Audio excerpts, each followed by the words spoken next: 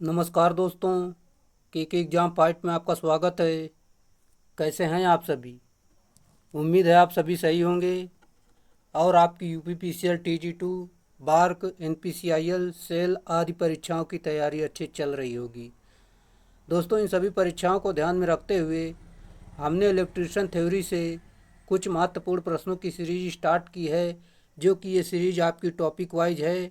इसमें हम आज के टॉपिक से सिंगल फेज इंडक्शन मोटर के बारे में कुछ महत्वपूर्ण प्रश्नों को रखा है, जो कि ये आपके किसी भी एग्ज़ाम के लिए महत्वपूर्ण साबित हो सकते हैं। चलिए, आपका ज़्यादा टाइम न लेते हुए इन प्रश्नों की शुरुआत करते हैं। उससे पहले आपसे रिक्वेस्ट है, अगर आप चैनल पर नए, चैनल को सब्सक्राइब कर लीजिए और अपने दोस्तों में शेयर कर दीजिए। अगर वीडियो अच्छा लगे तो वीडियो को लाइक ज़रूर करना। चलिए शुरुआत करते हैं। जैसा कि आज का हमारा प्रश्न है, यूनिवर्सल मोटर का क्या लाभ है? राइट आंसर आपका हो जाएगा, विभिन्न भारों पर विभिन्न गतियां प्रदान करती हैं। ये इसका राइट आंसर है। व्याख्या देख लेते हैं। सार्वत्रिक यानी यूनिवर्सल मोटरें वे मोटरें होती हैं जो कि प्रत्यावर्ती धारा अथवा दिष्ट धारा दोनों पर लगभग समान गति पर चलती हैं, जिसकी गति के भार के साथ परिवर्तनशील होती है। अर्थात देख सकते हैं, जो कि यहाँ पर दिया गया है, जैसे जैसे भार बढ़ेगा वैसे वैसे गति घटेगी। अगला आपको दिया गया है, सिंगल फेज मोटर में प्रारंभिक वाइंडिंग और द्वितीयक वाइंडिंग के बीच कितने अंश का अंतर होता है? सही उत्तर 90 डिग्री का अंतर होता है। ये इसका सही उत्तर होगा। और 3 फेज के बीच 120 डिग्री का अंतर होता है। अगला है, वाणिज्यिक तौर पर सिंगल फेज मोटरें निम्नलिखित अश्व शक्ति तक की बनाई जाती हैं। सही उत्तर 2 HP तक की बनाई जाती हैं। ये इसका राइट आंसर है। अगला क्वेश्चन है, 1400 स्वीप के छत के पंखे में मोटर की रेटिंग होगी। सही उत्तर आपका हो जाएगा 120 से लेकर 180 वाट। ये इसका राइट आंसर है। व्याख्या देखते हैं। जैसे कि 1400 स्वीप के छत के पंखे में मोटर की रेटिंग 120 से लेकर 180 वाट तक होती है। अगला है, जैसा कि अगला प्रश्न आपको दिया गया है, वैक्यूम क्लीनरों के लिए आप निम्नलिखित में से किस मोटर का चुनाव करेंगे? राइट आंसर यूनिवर्सल मोटर इसका सही उत्तर होगा। वैक्यूम क्लीनरों के लिए यूनिवर्सल मोटर का प्रयोग करते हैं। रिपल्सन मोटर का प्रयोग खराद मशीन और कंप्रेसर में किया जाता है तथा हिस्टैरिसीस मोटर का उपयोग ध्वनि उपकरणों, टेप रिकॉर्डर, ऑडियो में किया जाता है एवं रिलक्टेंस मोटर का उपयोग रिकॉर्डिंग, सिग्नल एवं टाइमिंग यंत्रों में किया जाता है। अगला आपको दिया गया है, यूनिवर्सल मोटर निम्नलिखित पर चल सकती है। AC और DC दोनों पर चलती है। ये इसका राइट आंसर है।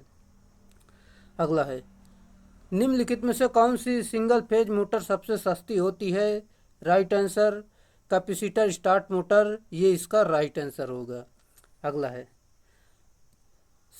कैपेसिटर किस्म के पंखे में कैपेसिटर यदि लघु पथित यानी शॉर्ट सर्किट हो जाए तब पंखा होगा। राइट आंसर नहीं चलेगा। ये इसका सही उत्तर है। व्याख्या के माध्यम से एक बार फिर से आपको बताना चाहेंगे। जैसे कि कैपेसिटर किस्म के पंखे में कैपेसिटर यदि शॉर्ट सर्किट हो जाए तब पंखा नहीं चलेगा, क्योंकि प्रारंभिक बलाघूर्ण नहीं प्राप्त होगा, इसलिए नहीं चलेगा।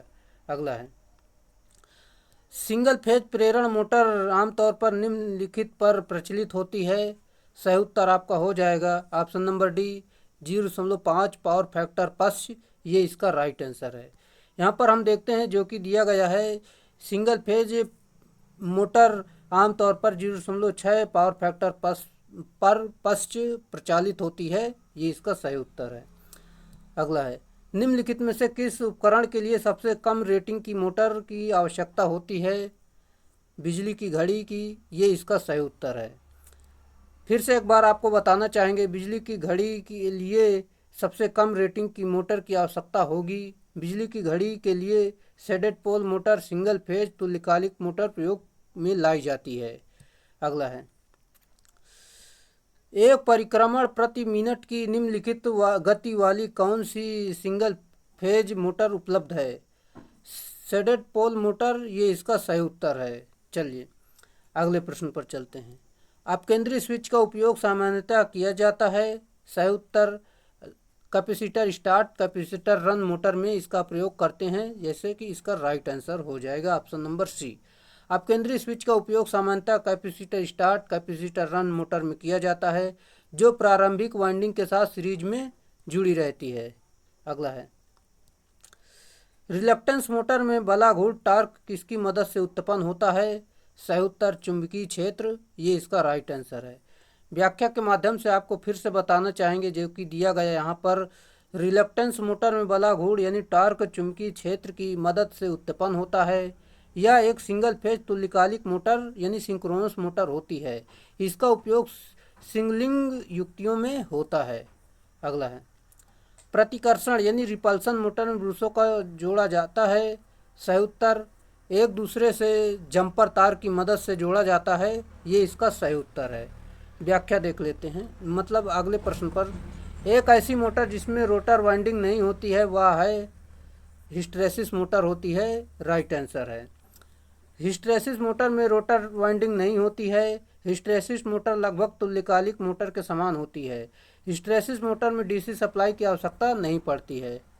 अगला है, अगला आपको दिया गया है, दिया गए चित्र में पहचानना है आपको ये कौन सी मोटर का चित्र बना हुआ है। चलिए, इसका राइट आंसर आपका हो जाएगा ऑप्शन नंबर ए, जो कि रिपल्सन मोटर, ये इसका सही उत्तर होगा। दोस्तों, इसका चित्र आप सही ढंग से देख लीजिए, एग्जाम में आपके आ सकता है। अगला है, यहाँ पर व्याख्या देख लेते हैं। दिया गया चित्र एक प्रतिकर्षण यानी रिपल्सन मोटर को दर्शाता है। यह कम्यूटेटर युक्त सिंगल फेज मोटर होती है, जिसमें ब्रश जंपर तार द्वारा एक दूसरे से शॉर्ट सर्किट रहते हैं। इसका बलाघूट उच्च होता है। अगला है, अगला आपका दिया गया है, दिया हुआ चित्र किसका अभिलक्षणिक वक्र है?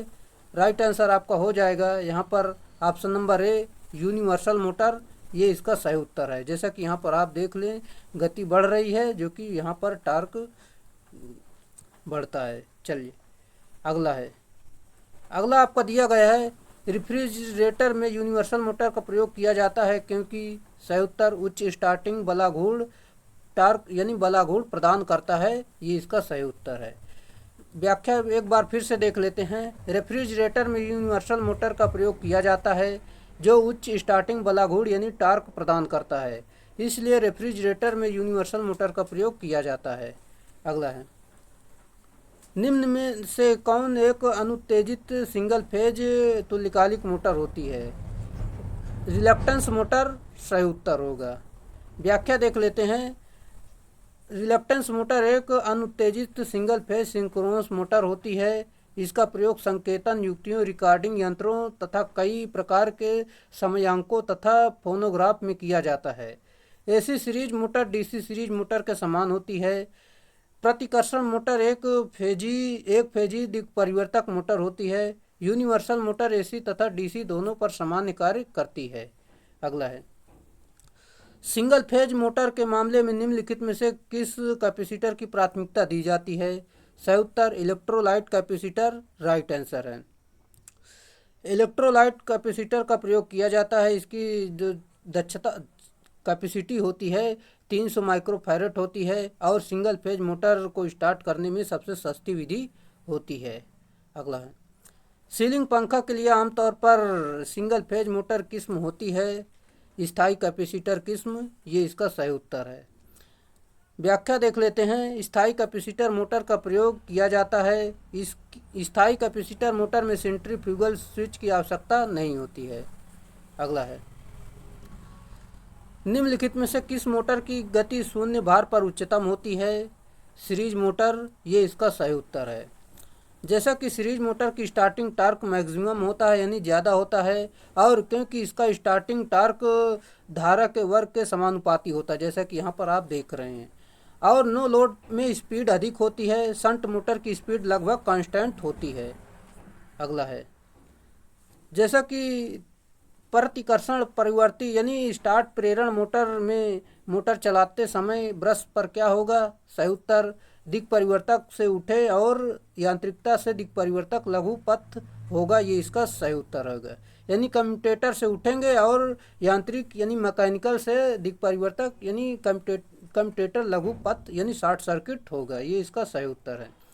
चलिए, प्रतिकर्षण परिवर्ती यानी स्टार्ट प्रेरण मोटर में मोटर चलाते समय ब्रश दिक् परिवर्तन से उठेंगे और यांत्रिक से दिक् परिवर्तक यानी कम्यूटेटर शॉर्ट सर्किट होगा। कम्यूटेटर पर उच्च प्रतिरोध वाले कार्बन ब्रश प्रयोग किए जाते हैं। इससे कम्यूटेटर पर होने वाली स्पार्किंग को कम किया जाता है। अगला है, सिंगल फेज कैपेसिटर स्टार्ट छोटी मोटर में प्रयुक्त कैपेसिटर का मान होगा। सही उत्तर 100 माइक्रोफैरड से कम राइट आंसर है। चलिए, सिंगल फेज कैपेसिटर स्टार्ट छोटी मोटर में प्रयुक्त कैपेसिटर का मान 100 माइक्रोफैरड से कम होगा। कैपेसिटर स्टार्ट मोटर की स्टार्टिंग वाइंडिंग के सीरीज क्रम में एक कैपेसिटर संयोजित किए जाने के कारण इसका पावर फैक्टर एवं स्टार्टिंग टॉर्क उच्च होता है। अगला है, रिपल्सन मोटर की घूर्णन दिशा डैश डैश परिवर्तित करके बदली जा सकती है। सही उत्तर ब्रश स्थिति राइट आंसर है। रिपल्सन मोटर की घूर्णन दिशा ब्रश स्थिति परिवर्तित करके बदली जा सकती है। इस प्रकार की मोटर के ब्रश न्यूट्रल अक्ष से 20 डिग्री कोण पर स्थापित किए जाते हैं। ब्रशों को तांबे के मोटे तार से शॉर्ट सर्किट कर दिया जाता है। यदि ब्रशों को खिसका कर कोण का मान 20 डिग्री से अधिक कर दिया जाए तो मोटर की घूर्णन की गति घट जाती है। अगला है, निम्न में से किसी सिंगल फेज मोटर का प्रारंभिक घुमाव बल न्यूनतम होगा। सही उत्तर shaded pole motor right answer है। व्याख्या देखते हैं। शेडेड पोल मोटर का प्रारंभिक घुमाव बल न्यूनतम होगा। इस प्रकार के मोटर में सिंगल फेज के दो भागों में विभक्त करने के लिए प्रत्येक मुख्य पोल के बाद एक छोटा पोल होता है जिसे शेडेड पोल कहते हैं। यह शेडेड पोल की वाइंडिंग शॉर्ट सर्किट की हुई होती है। अगला है, निम्नलिखित में से किस प्रकार का सिंगल फेज मोटर उत्तम पावर फैक्टर पर कार्य करता है। सही उत्तर capacitor run motor right answer हो जाएगा। जैसे कि उत्तम पावर फैक्टर पर कैपेसिटर रन मोटर कार्य करता है, इस प्रकार की मोटर में 2 कैपेसिटर प्रयोग में लाए जाते हैं। अगला है, एक सचल विद्युत ब्लोअर में सामान्यतः किस प्रकार का मोटर प्रयुक्त किया जाता है। धारित चल मोटर, ये इसका सही उत्तर है। व्याख्या देखते हैं।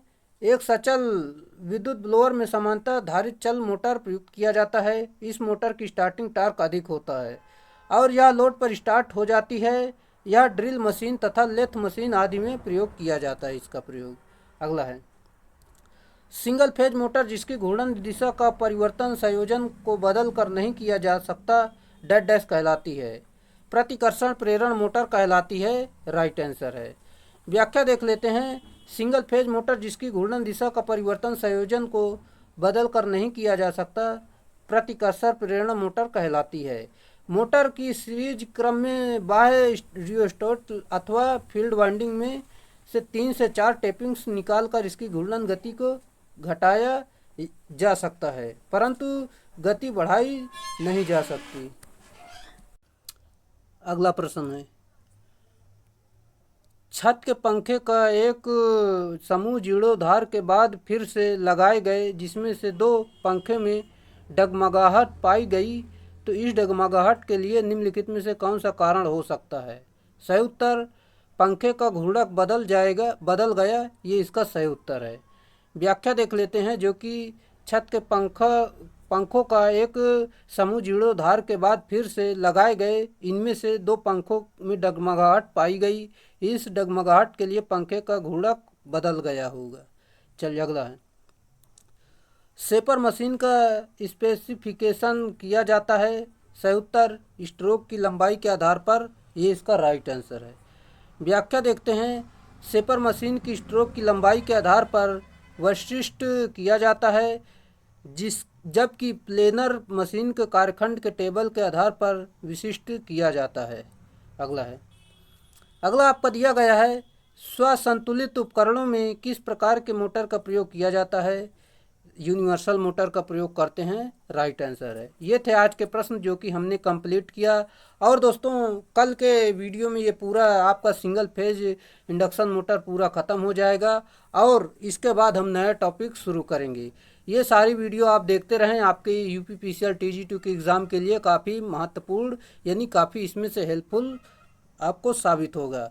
यहाँ से दोस्तों, यहाँ से अगर सारे टॉपिक कर लेते हो तो लगभग यहाँ से सारे सारे प्रश्न आपके यहीं से मिल जाएंगे, क्योंकि इसमें से व्याख्या से बाहर प्रश्न आने वाला नहीं है। चलिए आज के लिए इतना ही, फिर मिलेंगे नेक्स्ट वीडियो में, तब तक के लिए बाय।